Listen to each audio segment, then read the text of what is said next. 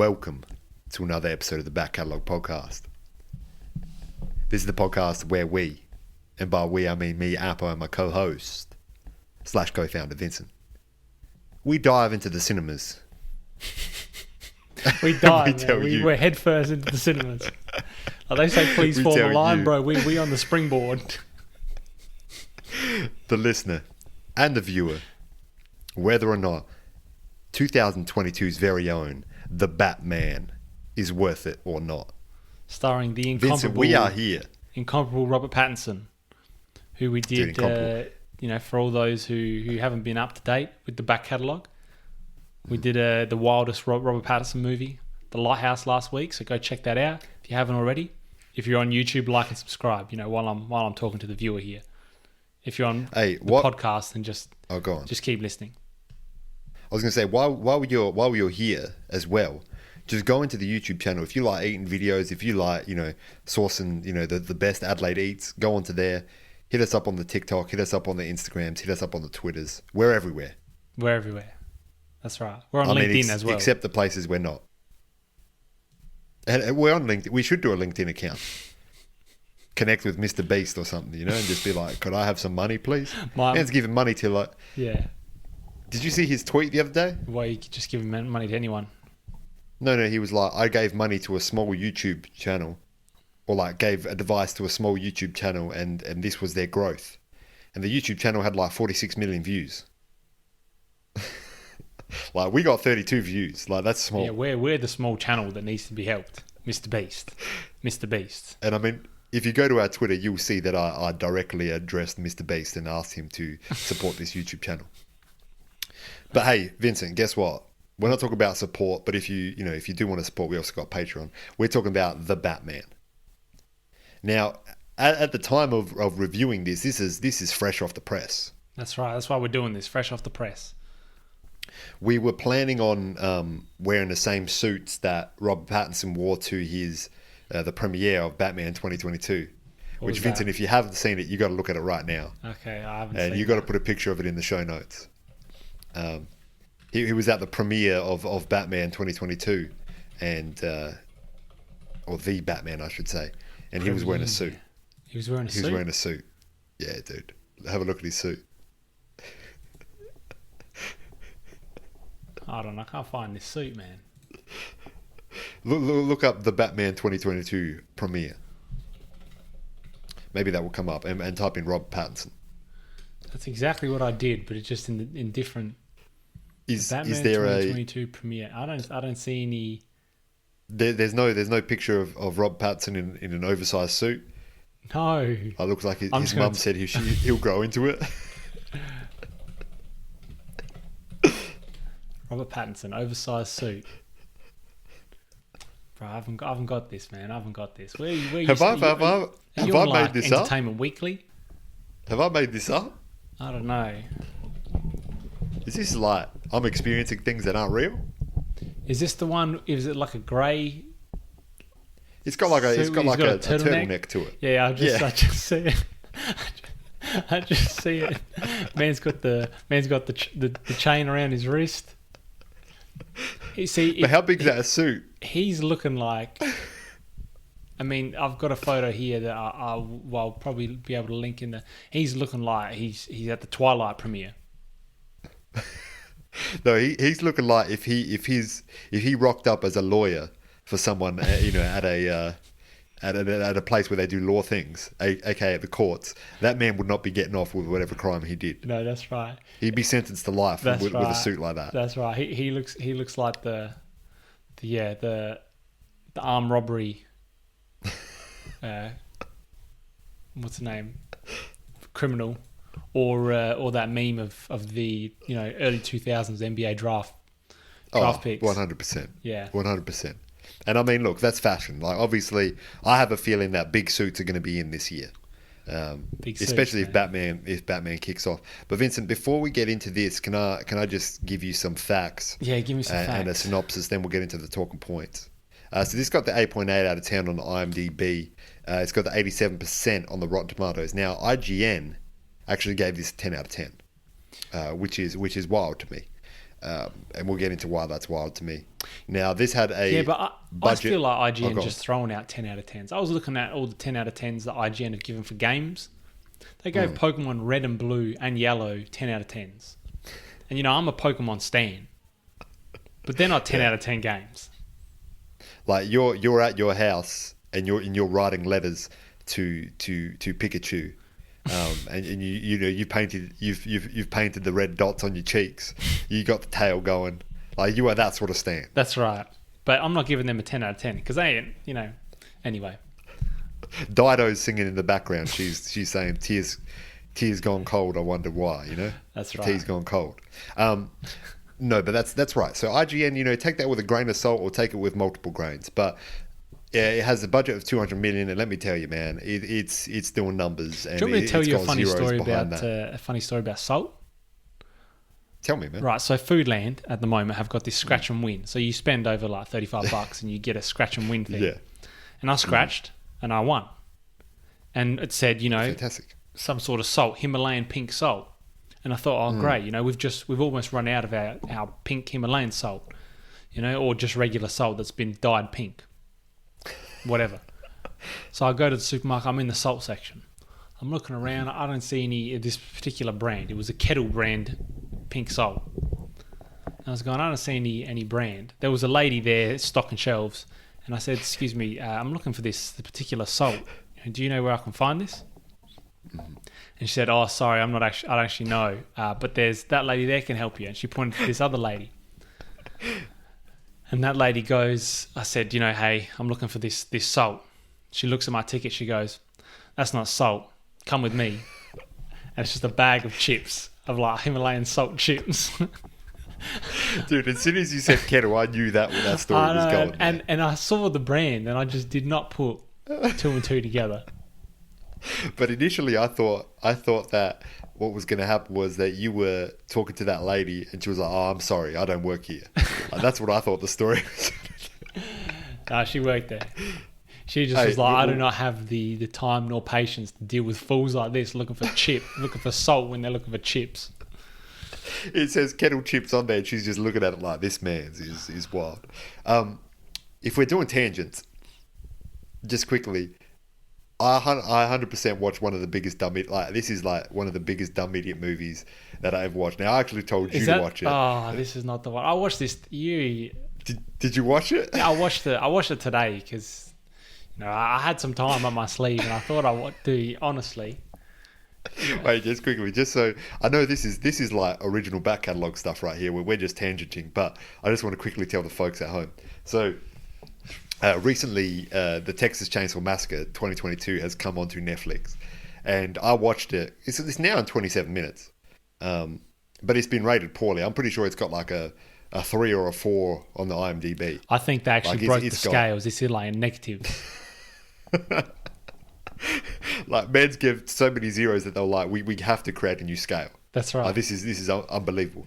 But I watched it and I just said I just want to get Vinny to watch this movie because you're not a horror man either. Yeah, I'm not a horror man, but I'm also especially not a gore, like hack and slash man. So I'll give them a bit of like a understanding of what this movie is because it's not just the gore and the hack and slash which is bad about this movie. It's the entire movie. Oh my goodness, it is. It is. The whole time. I mean, I messaged you like 25 minutes in. And I said, what have you got me watching? Why am I doing this right now? I said, I've only got so many minutes on this earth, and 120 or so I'm spending watching this. Well, yeah, and as I said to you, like just thinking about your reaction to bits in this movie gave me extra life. If I was going to live to for 27 minutes longer, I got another 3 to 4 minutes on that. Because I was laughing at my workplace. At my place of work, I was laughing.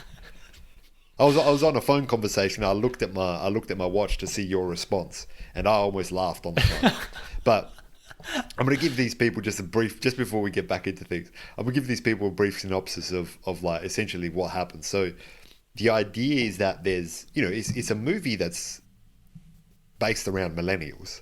And the idea is these Tesla knockoff riding the millennials go into some like country western town to gentrify it and turn it into a town where old people with their views and values can live. There's a whole bunch of social commentary and just, oh my god, like if you're gonna put social commentary in a movie, you don't make this kind of movie. No, but you can make this kind of movie because, you know, Get Out is an example of a horror movie that, I mean, there is some gore. This is not a horror movie. This is just some like producer or executive at Universal or whatever film studio greenlit this, Netflix Studios or whatever, had like a nephew that wanted to be a director.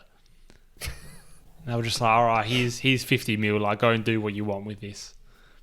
I 100% think that they must have, like, this movie is extremely, you know, it's not a horror movie. I thought you were going to say it's not a horror movie, it's a horrible movie. That's where I thought you were going with, like, play on words. But the thing about this movie is that it, what was I getting at? The reason that I think that they made it was not because anyone was asking for it. Like, there's been like 8 Texas Chainsaw Massacre movies. Yeah. So I don't think people were asking for this. But I reckon that the property must have been a cheap buy, or they were just trying to make, because you have to make a certain amount of movies. I mean, it might, but here's the thing: if it was public domain, they obviously wanted it for some reason. Maybe they want it now as their own, but they just had to make a movie quick, smart. Yeah, mate, but maybe it just became public domain, so they're like, we'll get in before our heads. On. Yeah. And they're just like, we're doing this in a night. And I'm talking about we're doing this script in a night. Because Vincent was talking about social commentary. There's bits in this movie in which the main character is involved in a school shooting in which she survives. And there's a social commentary about, you know, moving away into the country to avoid guns. Which, I mean, if you're going anywhere to avoid guns, you don't go country. To the country. America is not the place to avoid, like, country anywhere.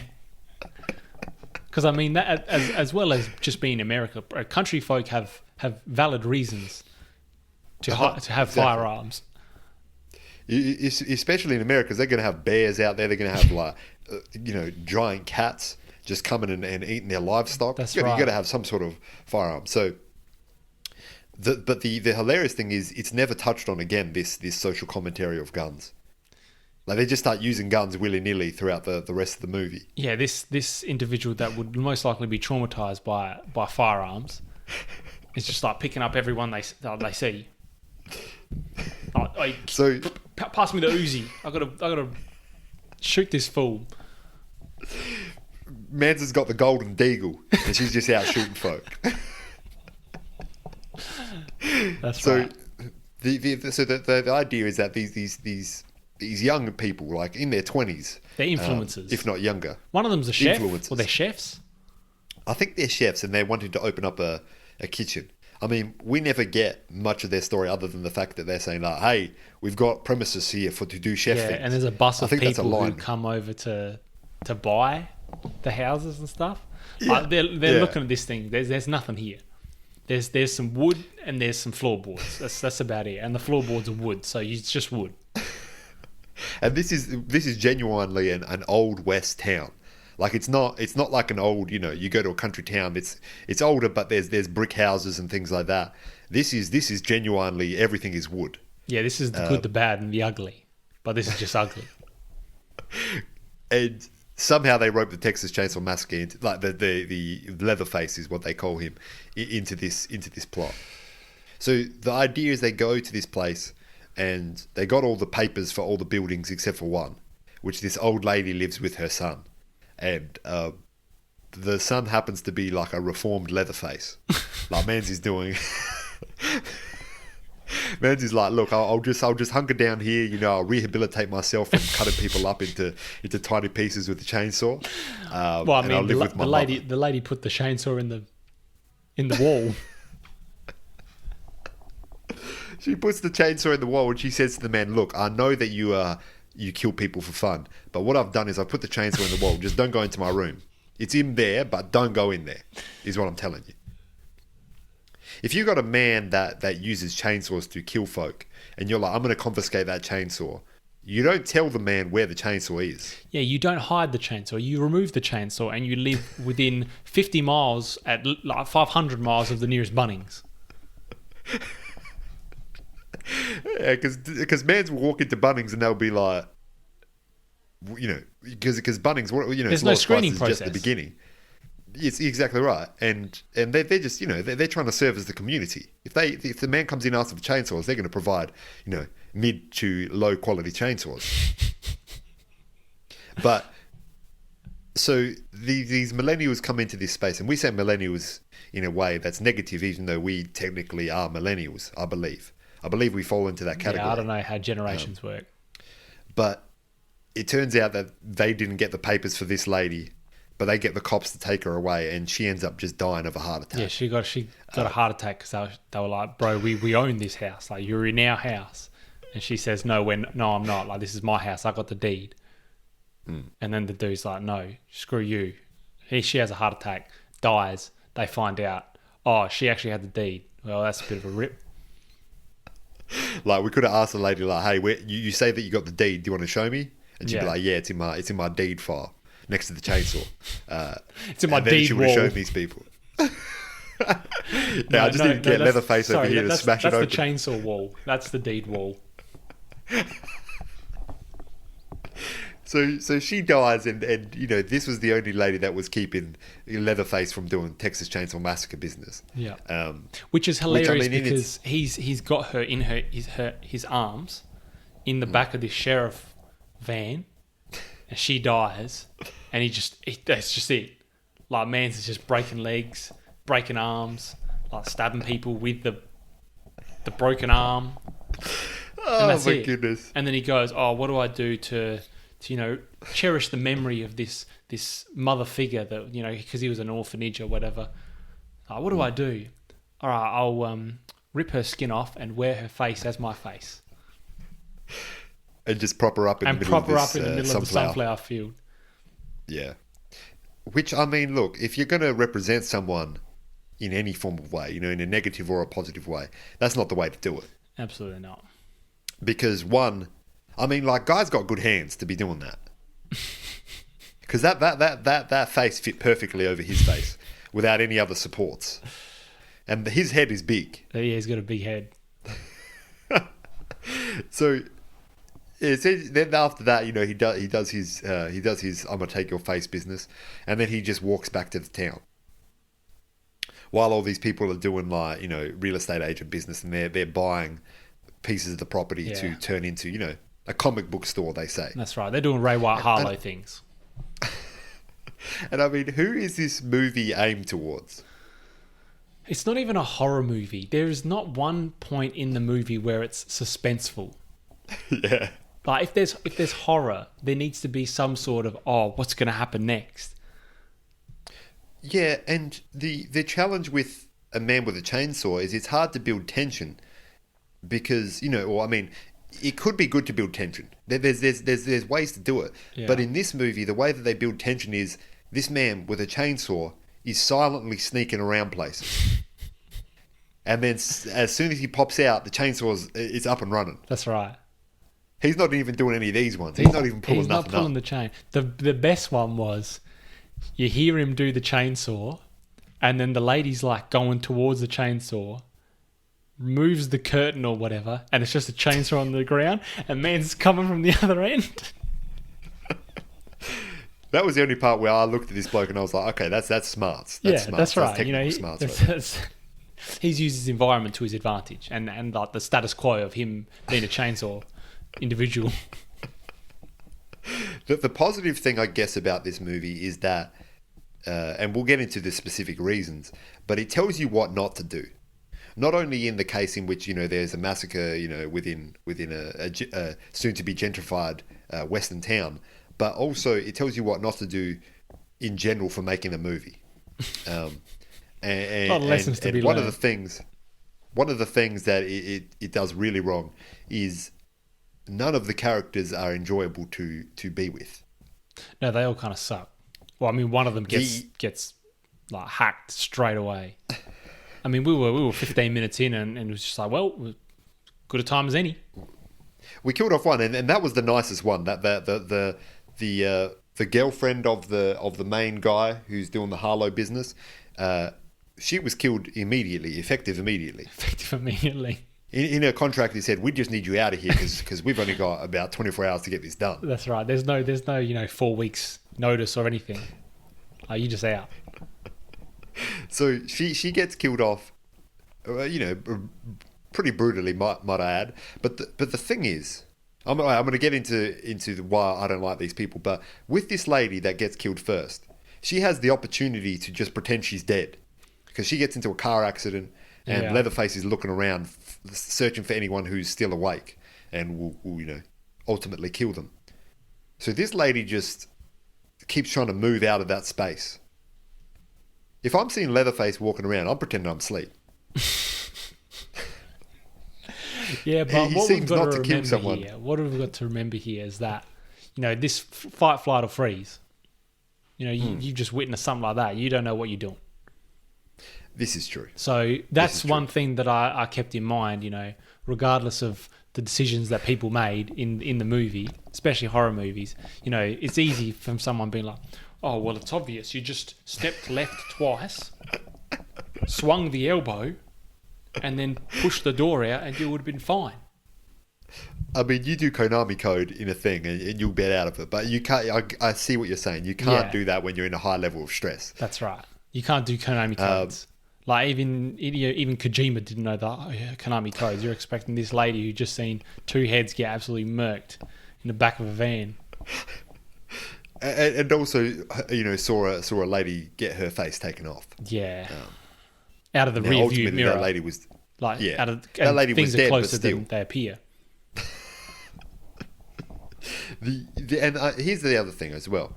I think it's important to approach... It is important to, approach all horror movies with a sense of... You got to give them something. You got to allow them to do stupid things, because that's part of the enjoyment, and you just got to let it flow over you. Yeah. You got to be angry when they do stupid things, and you just got to try to make yourself as scared as possible, just because it's more enjoyable. But I do understand what you're saying. I should have respected her right to either fight, flight, or freeze. That's right. Now the other guy, the guy who's sort of running this thing, I know that he gets killed off early, and he's one of the reasons why the old lady has a heart attack. But he's just the worst. There's a man that rocks up to a petrol station just to get petrol, or gas if you're watching this overseas, and they tease this man for being a man that lives in the country. Yeah. Like, yes, he has a car that is a truck with fumes blowing out the back, and he's wearing a trucker hat. And, they're driving in a Tesla. Also, is that not the stupid idea? They said it's 7 hours away from Texas. And I know Elon's got superchargers, spotted in all places around the country. But you'd think you would hire or purchase or drive a vehicle that, if there was no electricity, you could still keep going. This is the issue that they'll run into when they go to this place that needs to be gentrified, that by the looks of it does not have any Tesla ports. No, that's right. They got no sockets anywhere.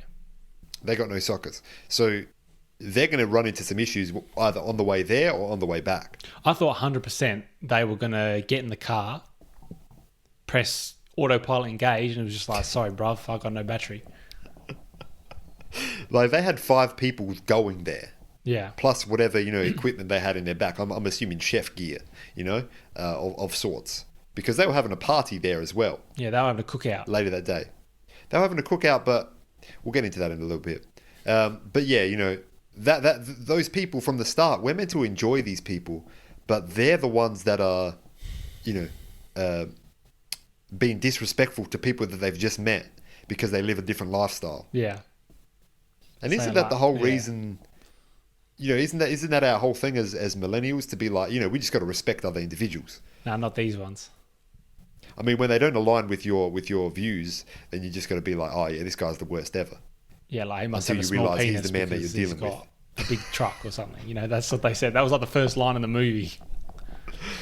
Yeah, I mean, if your first line is something about a small penis, there's only up from there. But in this case, it was just down. No, that's right. That's right. Should we get into the specific death scenes. Because, I mean, if we're talking this sort of movie, that's really all it's got going for it. Yeah, I want to say, the other thing about the characters is that it was just, it didn't matter that any of them died. Oh, you know, when you had the guy that they were teasing and Mans end up living in the town, which I don't understand how Mans is living in the town. There's only one other crazy lady there and you know, reformed Leatherface, and he's got his shop there. They've apparently purchased the whole town. How has he still got his crib? You know, he's got also a whole mechanic studio and everything. Why does he have a mechanic studio in a ghost town? Yeah. Who's he mechanising, you know? He ain't mechanising no one. But yeah, I mean, we'll get into one of it because he dies, but he was gearing up to be kind of like almost the saviour and, you know, mates with the main character.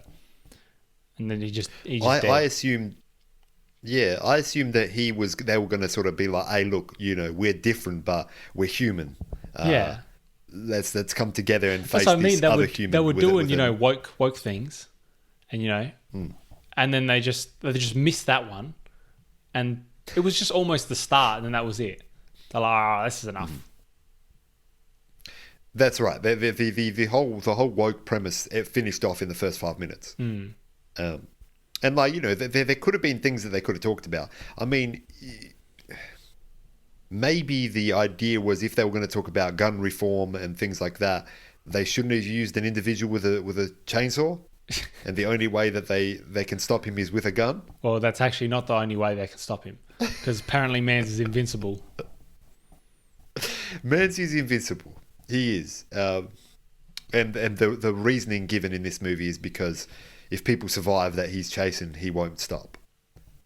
Which doesn't make sense to me, because I'll break a man's leg if he tries to come at me, and I'll bet you he'll stop for at least 5 minutes. I'm not saying that I could achieve that, but if I had the opportunity to, that man's would be stopping for a bit at least. Yeah, he'd be on some sort of hiatus. Because also, Mans, because he didn't kill the first lady that was in the first Texas Chainsaw Massacre. I don't know if she was in an original movie or whatever, but he didn't kill her, and Mans has stopped. I'm gonna get into that lady in a second. I just want to quickly talk. So the main character of this movie, the lady that was involved in the school shooting. Yeah, I don't even know what her name is. She's fine. You know, I think it's Lacey or I remember Mel and Dante. Lysol, that's or it. Something. Lysol. Dante's a good name. That's why you remembered it. Yeah. But this character, she was fine. Like, I mean, she didn't really do much, but she was fine. But the thing that made me laugh the most about her experience throughout the movie was whenever something wild was happening, like, for example, a person she saw got like chopped in half with a chainsaw, her expression didn't go beyond confused. She was like, why is this person like deceased now? Like, what's going on here? Like, Mans hasn't got no intestines, but what's the problem?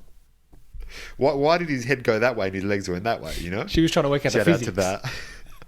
She was trying to work out the ultratune physics. You know, she had an ultratune. I don't know if that's a local SA reference I don't know.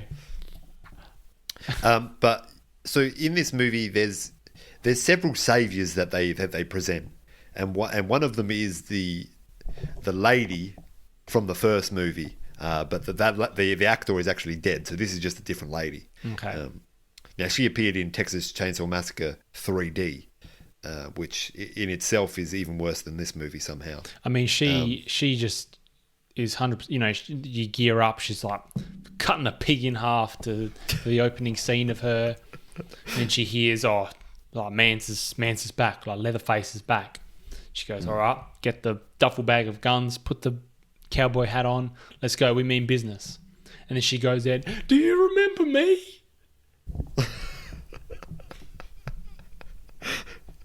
She's going there with a significant goal, and this goal is to kill this man. And then she asks him if this man remembers her. This is a man. Now, let me just remind everyone, this is a man with someone else's skin on his face. That's right, and she's looking for emotional validation. He's in a high state of stress as it is 24/7 to be doing such things.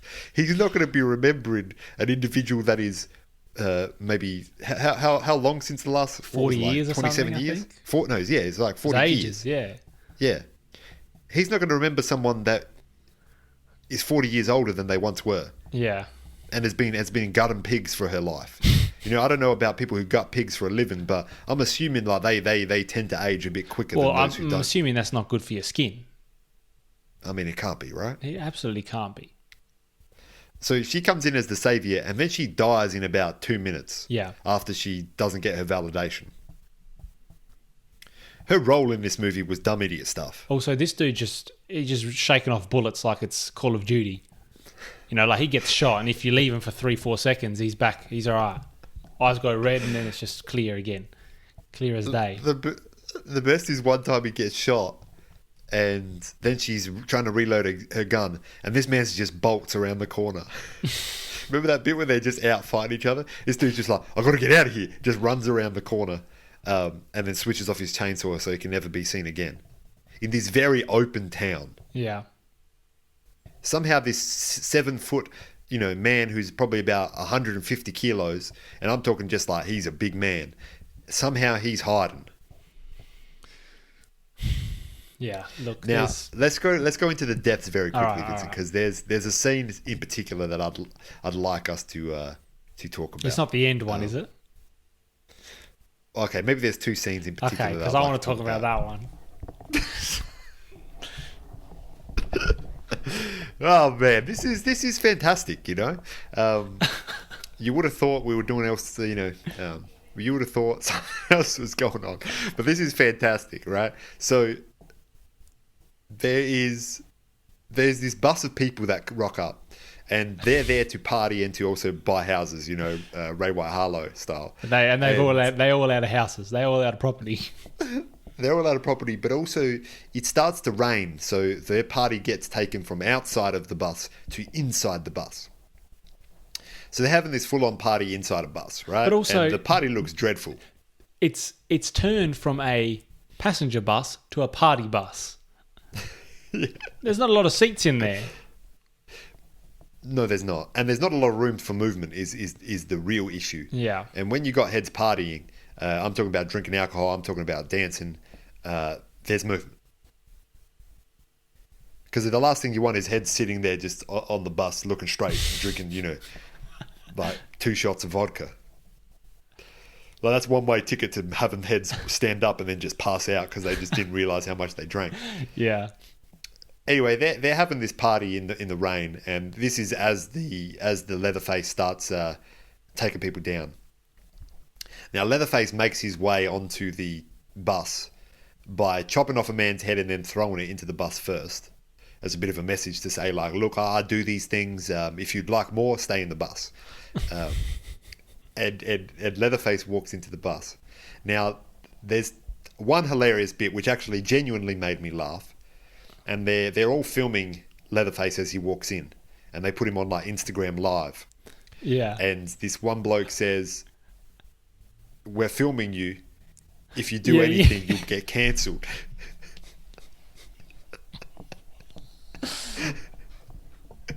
Oh my goodness! So cancellation only works for people. A line like that is 100% proof this was not written by a millennial. No. I reckon this was written by an AI, to be honest. One of them AI, like they watched they read the scripts for the other Texas Chainsaw movies, and then created a script based on also from like that. They also put in millennial tidbits into the bot. They did it with like TikTok. They just put the latest TikToks. So, first of all, you see a man with the overalls, you can't threaten that man to be cancelled. Like, the work that he's doing does not need a social media presence. Obviously, in regards to this Leatherface, his social media presence is non-existent because he's being reformed within that house. That's right. And also, especially if you've got overalls, but like both of them are tied up. Yes. Because if you got one off, like that's just fashion. But if both of them tied up, they're doing some sort of work that requires overalls. Now, give me your understanding of like how I know, and again, I know we're talking high stress situations here, but there's means to get out of this situation, and I just want to know, Vincent, well, explain to the people what happens exactly. But then I just wanted to get your idea of how you would approach this murder on the bus situation. I mean, Mans has just chainsawed every head on the bus. Every head. Every head. Every single head. That's what I mean. I'm talking about every single head. I mean, he's just walking down the bus. Yeah, but what can you do in that situation? What would you do then? I got about 3 to 4 options. Right? One of them is die. Let me just tell you that. Because like, what else are you going to do? But one of them is, you see a bunch of heads just on the ground like, oh, like that, right? You just fall to the ground and you just pretend you sleep again. That's 10 out of 10. That's a way to get through things. But picture this. Yeah. Everyone has those options in your head. First man goes down. The rest of the bus are just down, pretending they're asleep. Man's just with the chainsaw. Oh, well. I guess my work's done. Just leaves. See, and you've just saved 11 lives. That's right. By doing that. And then the bus just drives off, and he's just like, hey, this is one of those automatic Tesla buses. Elon? Because he would know that from the script. That's right. But okay, so there's that strategy. There is when Mans is on one side of the bus, chainsawing individuals. For example, there's one point where he chainsaws one person into another person. I'm just running straight out the bus at that point. He's busy. Yeah, that's right. You got to get him when he's preoccupied. If you see your friends getting cut in half, that's when you run.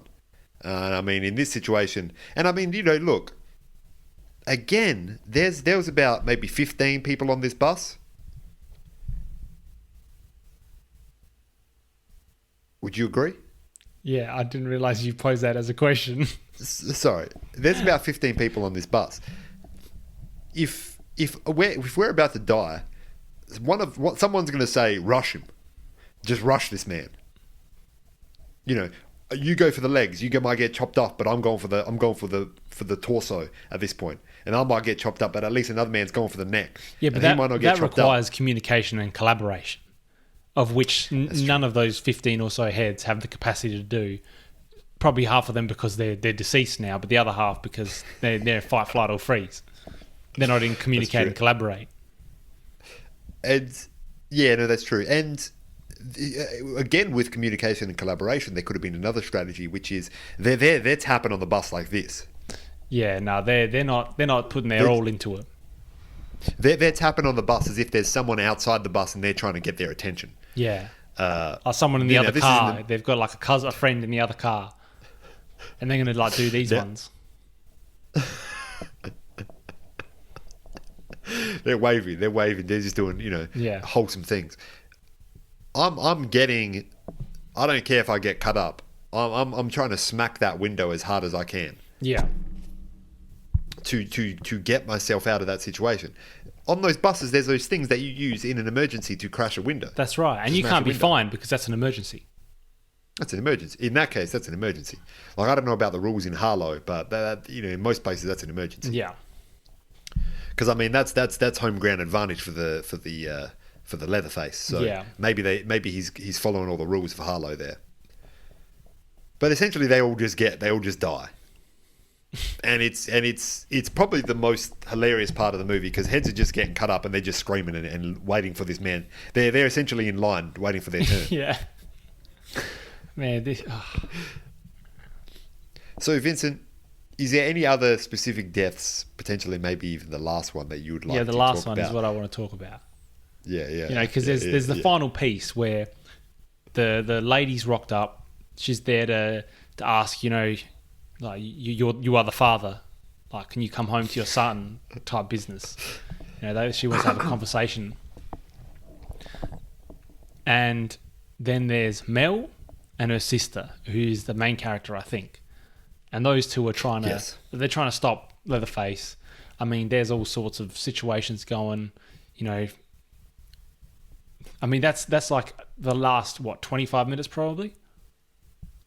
Yeah, the last 25 minutes is them trying to escape and then getting crashing into a building and then trying to escape again. But one of them goes in looking for Leatherface to finish him off. Yes, it's just all dumb idiot things, because Leatherface is not a scary villain. Because Mans is just doing, like, he's just running around. He's not, he's not like a creepy villain. Mans is frantic as. Yeah, he hasn't got a plan. No. He's like, I've got my chainsaw. This is the plan. That's what makes him really, again, easy to combat, because, he is a big man. He is, I'm not saying that he's slow, but any, I think, spry, younger individual over a longer distance could outrun this man. Yeah. Especially when he runs into another place to go to hide. He runs off into a building and the people follow him into there to kill him. I'm getting in that Tesla. I'm smoothing my way out of there. That's right. Because that Tesla's not making any noise. I'm putting it in silent mode. You don't have to pull the cord to start that one up. No. But yeah, sorry. Well, I should quickly preface this bit by saying, so they fight the Leatherface, and he goes down, and then he comes back up again, and they manage to get him into this thing where he drowns in this water. Yeah, there's about 5-6 times you go, yeah, he's down. Oh, he's back up again. Oh, he's down. Oh, he's back up again. Oh, now he's down. Oh, no, he's back up again. And it's like, he's down. Oh, well, that's the end of the movie. Oh, he's back up again. He's back up. He never goes down, because he's got that skill of perseverance, and that's what he learned at the orphanage there. They watched the man drown. They stood there and they watched him drown. Yeah, so it wasn't. That's the thing. This is the issue I have, especially with the ending of this movie. And I'll get into why I think that they had this ending. But they watched this individual drown. They shot at him. They did all sorts of things. They stood there as he was in the water. Like, they shot him. Mans is in the water now. So he's probably about 1% health on the way to the water, and then he's drowned in the water. And they stand there for a good 15-20 seconds. I don't care if you're Michael Phelps. You're not surviving that. Especially if you got bullet holes in you. Like, Michael Phelps never had to deal with bullet holes within him while swimming. That's right. You never seen 50 Cent go in the Hudson River after he got shot 9 times. Man's going to hospital. That's exactly right. And that's water that's stale, that's stagnant. There's disease in there as well, and that's not going to be a short-term killer, but that's a long-term issue. Yeah, Texas Chainsaw Massacre, like 2035, will just be Mans just fighting off infection. He's just got fevers. But yeah, so they watch him, like they did their due diligence. They did the right thing. They didn't just club him over the head and go, yeah, he's dead, let's go. And then wait, he's not actually dead. They watched him die. Then it's all nice, sun's out, there was a storm, now the sun's out, get in the Tesla. Oh yeah, no, it'd be great to just like be sisters again and do sister things. Oh, he's pulled me out of the car and chopped me head off. So they put it in autopilot Tesla mode, and they're just sitting there, shooting the breeze. 1, they killed a man. 2, they saw all their friends and potential business partners die. 3, you got a Tesla. Now, I know that has the autopilot mode, but it also has a mode in which you can just zoom the hell out of there. Yeah, but it's not just, it wasn't just starting up. It was on its way. Man's must have been Usain Bolt. Yeah, but they were still chilling like a snail's. The thing is, the funny thing about it is that scene. They get into the Tesla. They open the sunroof. They're just chilling there having a chat, like having a bit of a laugh, like, haha, why don't we move to this city? All those sorts of things. If I was in that situation, fight, flight, or freeze, I'm flying out of there. I might not even get into the car. I'm that scared. I'm just going to run. Even though I think that guy might be dead. And in this case, I did my due diligence. I saw him do Michael Phelps things, but obviously not succeed with it. I'm running out of there like Usain Bolt, and I'm not waiting to see, to crack jokes with my friends. Yeah, but I mean, I have to disagree with you there. You got to think about this situation. Mans has come out of the water, started up his chainsaw. He's now sprinting at the car with the chainsaw. You're hearing the chainsaw, and you're hearing the man sprinting because he's not quiet as a mouse out there. Like, he's waking up everyone on Christmas Eve. Yeah. He is legging it. Like, I just imagine them looking at them moving around. The guy's just like with the chainsaw in one of his hands. Because I mean, what we didn't see after he pulled the sister out of the car and chainsawed her head off, he was doing these ones. He was doing the Usain Bolt. That's what he was doing because man just did the 100 meters in under 10 seconds. I mean, that's the 100-meter dash. He did the dash. So, you were saying that there's a reason why you think it ended like that? Yeah, the reason is because they got to the end of the movie, and the producer was like, "Oh, hold on, we got to make another one in like 5-10 years. Just make it so he comes back alive or something. Our movie's bad enough at this point; it doesn't matter." Yeah, no, that is fair enough. The funny bit about that as well is that so the sister who was involved in the school shooting, she survived. She's the sole survivor, and she's in this autopilot car, and she's putting her head out the sunroof, and she's looking back at her sister getting her head chainsawed off, right? And she's screaming and flapping her arms around, and in a reference to the original Texas Chainsaw Massacre movie, in which the lady who escapes is in a truck and looking back, Leatherface just starts swinging his chainsaw around and like dancing in the middle of the street. And I'm not sure if that's out of glee or out of just, frustration of what has occurred. Man, I don't even know what to say to you about this. Yeah. So Vincent, I want you to tell them whether this movie was worth. Weren't we supposed to be doing watching. the Batman? How many minutes are we in this? Bro, we're 50 minutes in. We'll have to do the Batman next week. Like, we specifically watched the movie on opening night in Australia. What the hell, man? And then you've tangented. See, that was not. Hey, wait. So, I'm looking at this. It says 49 minutes 59. Yeah, I'm a bit further than you because I started a bit earlier. But Vincent, we went to the screening. Well, not the screening, the opening night. Yeah, we saw Robert Pattinson in the big suit. We've been avoiding going out for all these years. We haven't seen a fresh movie in ages, and we go and we do 52 minutes of Texas Chainsaw Massacre. All right, that's it. That's it.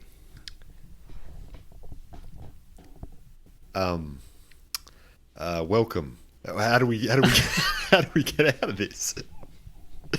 Vincent, tell them where they can find us, man. And just we're sorry. We'll get you something soon. Next week we'll probably do the Batman. I don't know what's going on. But just the links are in the description in your podcast app. Just check him out, man. Just how are we going to tangent for? No, forget it. All right, Vincent, wait, hold on a second. What?